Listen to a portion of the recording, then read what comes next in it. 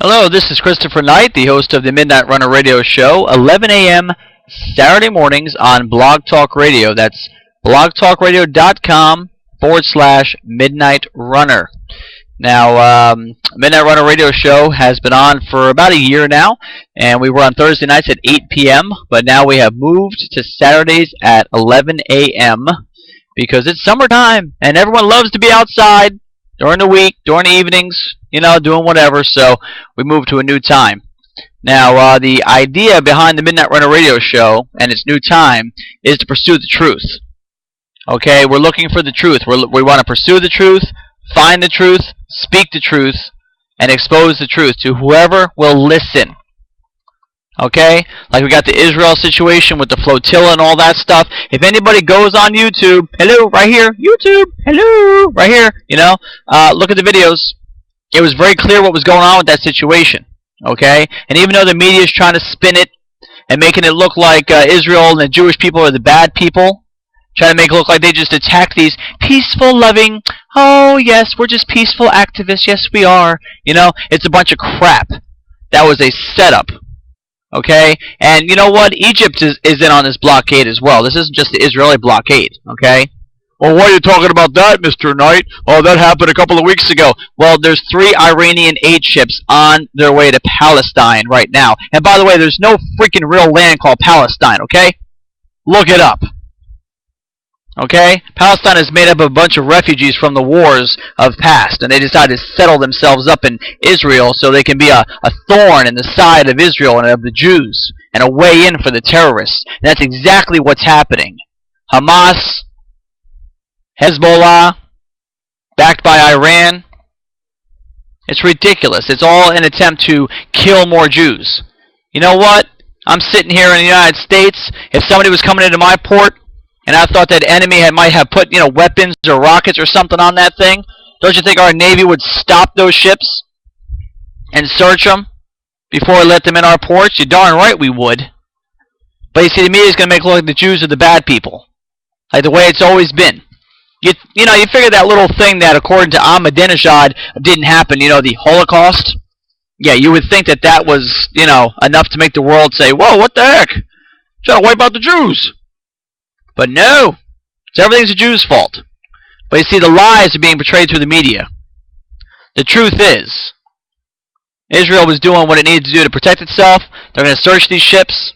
As a matter of fact, if you look it up, you'll find out that Israel had offered these ships to dock in Ashdod, is a port city of Ashdod, to be searched for weapons. If there was no weapons or rockets or whatever, and it was just aid for the Palestinian people, then they let them on through. No problem.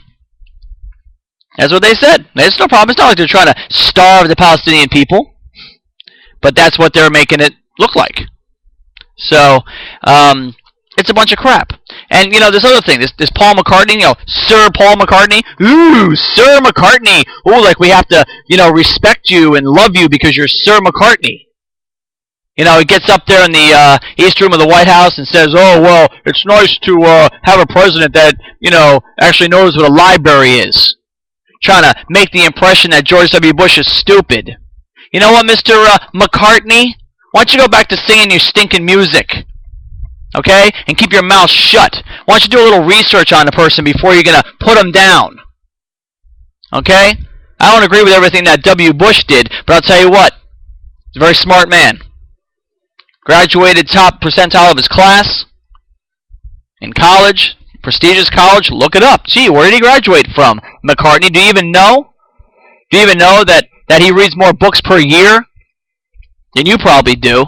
But no, you just want to spew your hatred, spew the lies, feed the lie that Bush was stupid. He had no idea what he was doing. It's a bunch of BS. You see, on the Midnight Runner Radio Show, 11 a.m. Saturday mornings on Blog Talk Radio, This is the kind of thing that we're exposing. The lies. We're looking for truth, okay? Truth in politics, truth in current events, truth in life. Okay? And I appreciate the live listeners and the listeners in the chat room. There's a chat room while the show's live. We're going to be streaming live video that you can watch, listen to the show at the same time. It's all free. Doesn't cost any money. Okay?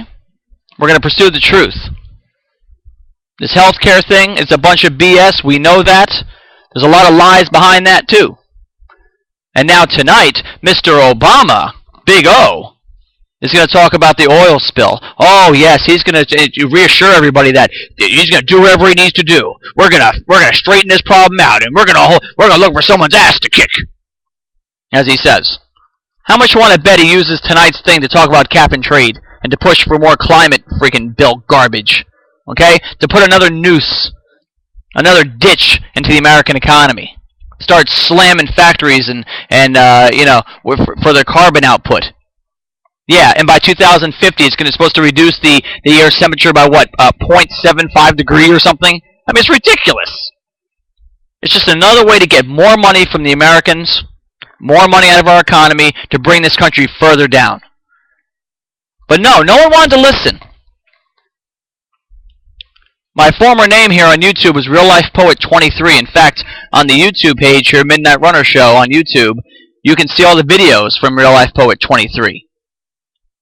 And I'll tell you what, we warned about Obama. We warned about these spending tendencies, the socialist tendencies of this guy. We warned about how radical he was going to be. And right now, I don't think he cares. You know, the polls are saying he's doing bad. And everybody says that that's why he's rushing down to the Gulf now. He's been down there like 4 times now. At the beginning, he didn't go down there for crap. And now he's rushing all down there. Oh, act like I care. But the reality is, he's going down there because, as it was famously said, you never let a good crisis go to waste.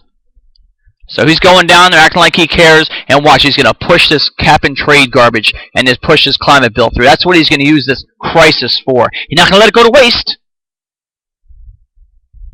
Let's see, he's already got nationalized health care. He's already got taken over the largest automaker. He's already got 80% of the home mortgages. Now he's got all the student loans. Took over the financial aid sector. Oh yeah, now it's time to get the hooks in the factories too. And let me ask you something. If cap and trade gets passed, you don't think that's going to affect you and me, the common person? Of course it is. You start fining and taxing, factories because they're not changing their standards quick enough or whatever the reasons are. Who do you think they're just going to pay that money? You think they're going to sit back and just pay that money? Of course not. It's going to get handed down to us. It's going to come down to the products that they come out with. It's going to get handed down. You better believe it's just going to cost us more money. What's that going to do for the economy? Lower the unemployment rate, which isn't supposed to be above 8% as it is, according to Obama. And now he's asking for another $50 billion. Oh, we have to help teachers and firefighters. I mean, who's going to say no to that? We have to, take care of nursery care workers. You don't want the babies to go without nursery care workers, do you? It's another $50 billion.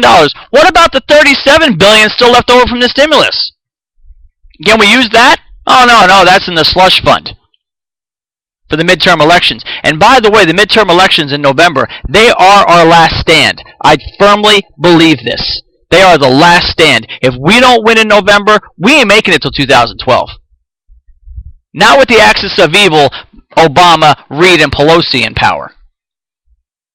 Now, there are some encouraging signs. We see what's happening in elections, and we see the tide is turning. We've got to keep the momentum up so we can save ourselves in this country. This is real time, folks. People warned about this for a long time. Oh, it didn't matter that he was in Reverend Wright's church, GD America, and Hate the White Man, and all this other crazy. It didn't matter he was there for 20 years. Of course he could still love America. It didn't matter that he launched his Senate career in the living room of the underground, the Weather Underground terrorist William Ayers. Look up William Ayers. Oh, Obama said, I don't even know that guy. I hardly even know him. Right. Turns out he served on the Woods Foundation with him. He wrote a foreword. Obama wrote a foreword for William Ayers' book. He's associated with terrorists. Look up the Weather Underground. See, but no one wanted to listen. The truth was coming out long before.